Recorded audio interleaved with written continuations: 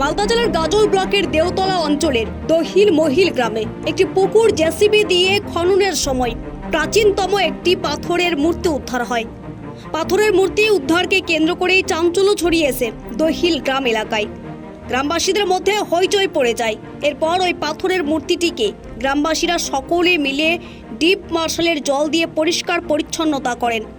এরপর গাজল থানার প্রশাসন মূর্তি উদ্ধারের খবর পেতেই তড়িঘড়ি ঘটনাস্থলে গিয়ে ওই পাথরের প্রাচীনতম মূর্তি প্রতিমাকে উদ্ধার করে নিয়ে আসে। জানা যায় ওই পাথরের মূর্তিটি কেউ কেউ বলছেন মা দুর্গার মূর্তি, আবার কেউ বলছেন বিষ্ণুর মূর্তি।